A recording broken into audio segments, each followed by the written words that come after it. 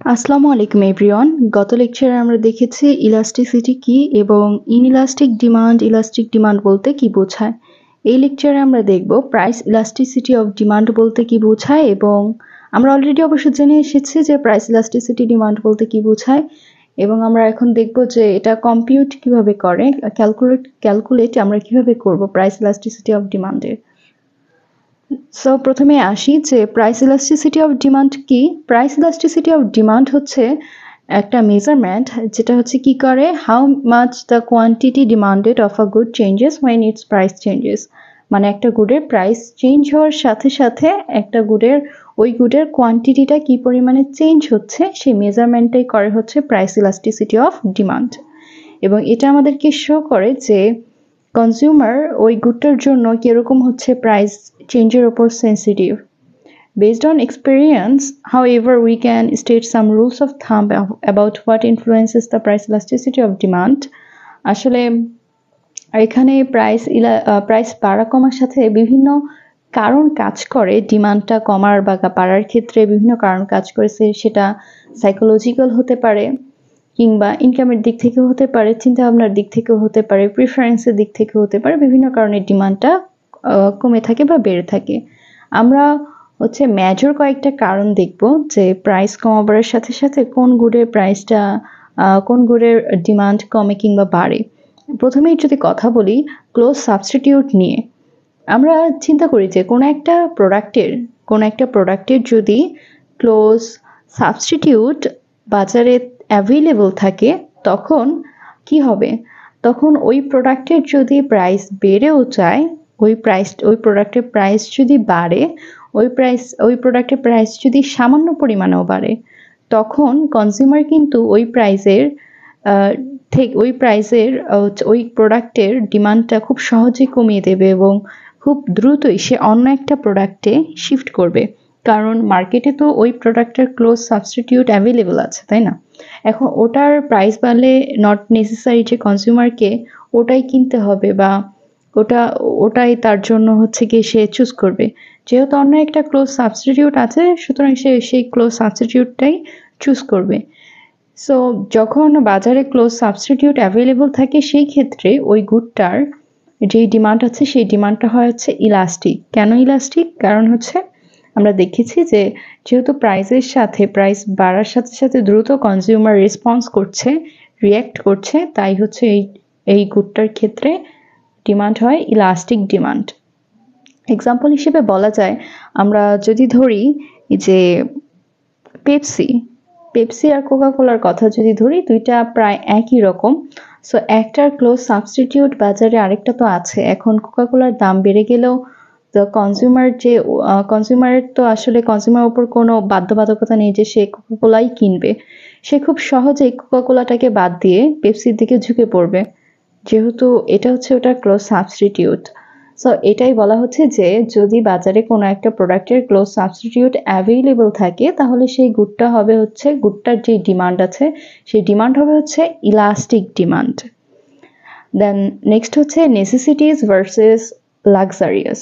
So necessity যেটা, এখন কনজিউমারের ক্ষেত্রে যেই প্রোডাক্টগুলো হচ্ছে নেসেসারি, সেই প্রোডাক্টগুলোর যদি দাম বাড়ে তারপরও সে কিন্তু ওইটাই কিনবে। সেটাই আসলে প্রয়োজন, খুবই প্রয়োজন, সে ওটাই কিনবে। উদাহরণ হিসেবে বলা যায় ইনসুলিন।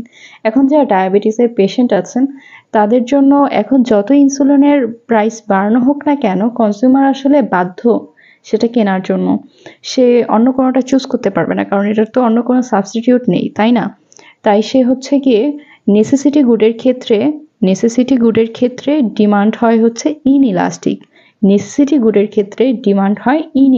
ডিমান্ড, কারণ কনজিউমার সহজে রেসপন্স করতে পারে না, কারণ তার হাতে অন্য কোনো অপশন থাকে না।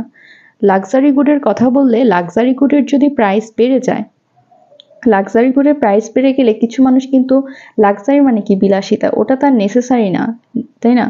সে হচ্ছে ওই বিলাসী যে গুডটা আছে, বিলাসবহুল, সেটা প্রাইস বেড়ে গেলে অনেকেই কিন্তু দেখা যাবে যে ওই গুডগুলো কেনা কমিয়ে দিচ্ছে। সো বলা যায় লাক্সারি গুডের ক্ষেত্রে ডিমান্ডটা হবে হচ্ছে ইলাস্টিক। দেন হচ্ছে ডেফিনিশন অফ দ্য মার্কেটের ক্ষেত্রে বলা যায় যে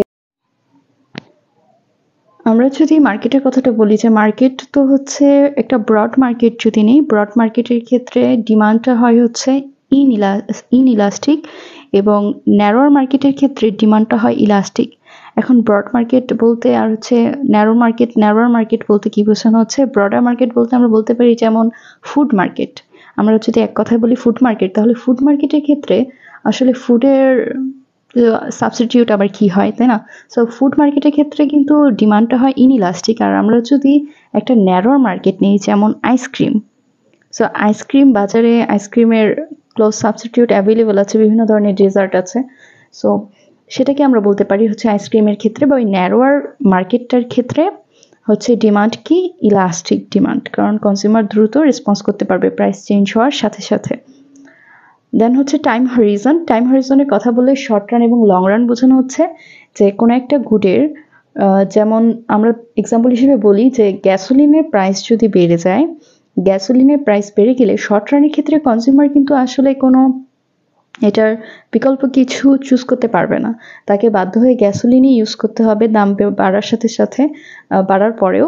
কিন্তু লং টার্মে সে কিন্তু এটা থেকে অন্য কিছু ইউজ করতে পারবে, যেমন লং রানে হয়তো সে তার অফিসের কাছাকাছি বাসা নিয়ে নেবে যাতে তাকে গাড়ি ইউজ করতে না হয়, কিংবা গাড়ি ইউজ করলে সে সিএনজিতে শিফট হতে পারে, কিংবা বিভিন্ন ন্যাচারাল গ্যাস বায়োফুয়েলে সে শিফট হতে পারে। সো শর্ট রানের ক্ষেত্রে কিছু প্রোডাক্টের জন্য শর্ট রানে হচ্ছে গিয়ে ওই ডিমান্ড হয় হচ্ছে ইনইলাস্টিক, বাট লং রানে সব প্রোডাক্টের ডিমান্ড হয় হচ্ছে ইলাস্টিক। এখন আমরা দেখব যে প্রাইস ইলাস্টিসিটি অফ ডিমান্ড কিভাবে কম্পিউট করে বা ক্যালকুলেট করা হয়। আমরা দেখতে পাচ্ছি যে প্রাইস ইলাস্টিসিটি অফ ডিমান্ডের যে ফর্মুলা আছে, আমরা হচ্ছে পার্সেন্টেজ চেঞ্জ ইন কোয়ান্টিটি ডিমান্ডকে ডিভাইড করব পার্সেন্টেজ চেঞ্জ ইন প্রাইস দিয়ে। উদাহরণ হিসেবে আমরা যদি বাম পাশের ইমেজটার দিকে তাকাই, আমরা দেখতে পাচ্ছি এখানে যে আমাদেরকে দেখানো হচ্ছে এক্স অ্যাক্সিসে কোয়ান্টিটি এবং ওয়াই অ্যাক্সিসে অল টাইম আমরা প্রাইস নিয়ে থাকি। এখন কোয়ান্টিটি Q1 থেকে Q2 তে ফল করছে কেন? কারণ হচ্ছে প্রাইস বেড়ে গেছে। প্রাইস ছিল P1 এ, P1 থেকে P2 তে বেড়েছে। কতটুকু বেড়েছে? Price rises by 10%। So 10% price বাড়ার কারণে কি হচ্ছে? কোয়ান্টিটি Q1 থেকে Q2 তে কমে যাচ্ছে এবং এটা হচ্ছে কতটুকু? 15%। 10% প্রাইস বাড়ার কারণে 15% কোয়ান্টিটি কমে যাচ্ছে এবং এর কারণে আমরা দেখব প্রাইস ইলাস্টিসিটি অফ ডিমান্ড কতটুকু আসে। আমরা যদি percentage change in quantity demand অর্থাৎ 15কে ডিভাইড করি 10 দিয়ে, তাহলে আমরা পাচ্ছি 1.5 এবং এই 1.5টাই হচ্ছে আমাদের প্রাইস ইলাস্টিসিটি অফ ডিমান্ড। এখন আমরা খেয়াল করি যে এখানে নেগেটিভ মার্কিং নিয়ে কিছু কথা। আমরা হচ্ছে যে পার্সেন্টেজ চেঞ্জ ইন কোয়ান্টিটি যেটা আছে, এখানে কিন্তু কোয়ান্টিটি কমেছে। সো আমরা হচ্ছে 15 এর আগে একটা মাইনাস দেওয়ার কথা, যেহেতু এটা অপোজিট ডিরেকশনে আছে। এখানে প্রাইস ইলাস্টিসিটিটা অ্যাকচুয়ালি নেগেটিভ, বাট আমরা আসলে এই বই ফলো করে সবসময় মাইনাস সাইনটাকে ইউজ করব না। আমরা প্রাইস ইলাস্টিসিটি অফ ডিমান্ডটাকে পজিটিভ নাম্বার হিসেবে কাউন্ট করব। আমরা হচ্ছে প্রাইস ইলাস্টিসিটির অ্যাবসোলিউট মানটাকে নেব। এখানে মাইনাস দেওয়াটা হচ্ছে, মাইনাস দিয়ে তো এটা মান বোঝাচ্ছে না, মাইনাস দিয়ে এটা ডিরেকশনটা বোঝানো হতো, যে কারণ হচ্ছে কোয়ান্টিটি যেহেতু কমছে অপোজিট ডিরেকশনে যাচ্ছে, প্রাইস যে ডিরেকশনে যাচ্ছে কোয়ান্টিটি সেই ডিরেকশনে যাচ্ছে না, মাইনাস দিয়ে এটাই বোঝানো হতো। বাট এই বইটা ফলো করে আমরা সবসময় মাইনাসটাকে ইউজ করব না, আমরা প্রাইস ইলাস্টিসিটি অফ ডিমান্ডের অ্যাবসোলিউট ভ্যালুটাই নেব। এখন আমরা দেখব যে আমরা তো দেখলাম যে প্রাইস ইলাস্টিসিটি অফ ডিমান্ডের যে ফর্মুলা আছে সেখানে পার্সেন্টেজ অফ ডিমান্ড এবং percentage change in demand and percentage change in হচ্ছে প্রাইস আমরা নিয়েছি। এখন এই পার্সেন্টেজ যে চেঞ্জটা আছে সেটা কিভাবে বের করে? আমরা অনেক আগে কিন্তু পড়াশোনা করেছি যে পার্সেন্টেজ চেঞ্জ কিভাবে বের করে। শেষ মান মাইনাস আদিমান ডিভাইডেড বাই আদিমান ইন্টু 100 দিয়ে গুণ করলে আমরা পার্সেন্টেজ চেঞ্জটা পেয়ে থাকি। আমরা এখানে ছোট্ট একটা এক্সাম্পল দেখি যে ধরি আমি হচ্ছে ওয়েবসাইট বানাই এবং ওয়েবসাইট বানানোতে আমার আগে ওয়েবসাইটের প্রাইস ছিল হচ্ছে $200 এবং যখন $200 ছিল আমার ওয়েবসাইটের প্রাইস, তখন আমার ওয়েবসাইটের ডিমান্ড ছিল 12। এখন আমি আমার ওয়েবসাইটের প্রাইস হচ্ছে বাড়িয়েছি, $250 করেছি। এখন হচ্ছে আমার এই ওয়েবসাইটের ডিমান্ড হচ্ছে 8। ডিমান্ড কমে গেছে। আমি যেহেতু ওয়েবসাইটের প্রাইসটা বাড়িয়েছি, সো ডিমান্ডটা আমার কমেছে। ভালো। সো আমরা যদি এখন পার্সেন্টেজ চেঞ্জটা কাউন্ট করতে চাই, আমরা প্রথমে দেখি এ থেকে বিতে নিলে এই পয়েন্টটা যদি আমার স্টার্টিং পয়েন্ট হয়, তাহলে আমরা দেখতে পাচ্ছি পার্সেন্টেজ চেঞ্জ ইন প্রাইস কত হবে, শেষ মান এ থেকে নিলে বিতে, এ থেকে বি যদি কাউন্ট করি তাহলে এখানে আমি শেষ মান পাবো হচ্ছে 250 এবং আদি মান হচ্ছে 200। সো 250 থেকে 200 বাদ দিয়ে ডিভাইড করব 200 দিয়ে, যেহেতু 200 আদি মান, এবং গুণ করব হচ্ছে 100 দিয়ে। সো আমরা এখানে পার্সেন্টেজ চেঞ্জ ইন প্রাইস পাচ্ছি হচ্ছে 25%। সেম ভাবে আমরা কোয়ান্টিটির ক্ষেত্রেও বের করব, end value minus start value divided by start value into 100% দিয়ে 100 দিয়ে গুণ করে এখানে আমরা পার্সেন্টেজ চেঞ্জ ইন কোয়ান্টিটি পাচ্ছি হচ্ছে -33%। এখানে মাইনাসটা দিয়েছে, মাইনাসটা না দিলেও চলবে কারণ মাইনাস দিয়ে এখানে ডিরেকশন বোঝাচ্ছে। সো প্রাইস ইলাস্টিসিটি ক্ষেত্রে আমাদের আসে হচ্ছে এখানে 1.33। এখন আমরা যদি আরেকটা বিষয় খেয়াল করি যে এ থেকে বিতে আমরা কাউন্ট করেছি, এ থেকে বি নিয়ে তো আমরা চিন্তা করেছি এ থেকে বিতে, তখন আমরা এই প্রাইস ইলাস্টিসিটিটা পেয়েছি। বাট আমরা যদি বি থেকে এতে চিন্তা করতাম তখন আমাদের আদি মান আসতো হচ্ছে গিয়ে 250 এবং শেষ মান আসতো হচ্ছে 200 প্রাইসের ক্ষেত্রে, এবং কোয়ান্টিটির ক্ষেত্রে আদি মান আসতো হচ্ছে 8, শেষ মান আসতো হচ্ছে 12। তখন কিন্তু আমাদের প্রাইস ইলাস্টিসিটিটা আসতো হচ্ছে অন্য একটা মান আসতো, আমরা দুটো ডিফারেন্ট ভ্যালু পাচ্ছি। এখন এই যে এখানে একটা প্রবলেম ক্রিয়েট হচ্ছে, আমরা দুইটা ডিফারেন্ট ভ্যালু পাচ্ছি দুই দিক থেকে, এটার সমাধানটা কোথায়? এই সমাধানের জন্যই আমাদের আরেকটা মেথড আছে, সেটা হচ্ছে মিড পয়েন্ট মেথড। এবং আমরা যখনই ম্যাথ করব ইলাস্টিসিটি নিয়ে সবসময় আমরা মিড পয়েন্ট মেথডটাই ফলো করব, কারণ হচ্ছে আমরা শুরুতে যেই মেথডটা দেখেছি পার্সেন্টেজ চেঞ্জ বের করার সেটা দিয়ে আসলে এ থেকে বিতে এবং বি থেকে এতে সেম ভ্যালু সেম প্রাইস ইলাস্টিসিটির মান আমরা পাই না, এটা খুবই কনফিউজিং। তাই হচ্ছে আমরা মিড পয়েন্ট মেথডটা ইউজ করব। এবং মিড পয়েন্ট মেথডের সঙ্গে আগেরটার ডিফারেন্স হচ্ছে এখানে যে পার্সেন্টেজ অফ চেঞ্জ যে আমার আছে, আমি যখন আগের বার পার্সেন্টেজ চেঞ্জ বের করলাম তখন ফর্মুলা ছিল হচ্ছে end value minus start value divided by start value.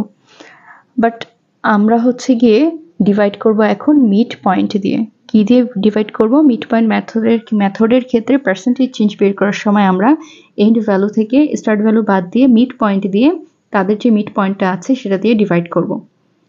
এবং প্রাইস ইলাস্টিসিটি অফ ডিমান্ডের হচ্ছে ফর্মুলা তো আগে যা ছিল তাই। সো এখন আমরা দেখি যে মিড পয়েন্ট দিয়ে আমরা কিভাবে বের করতে পারি।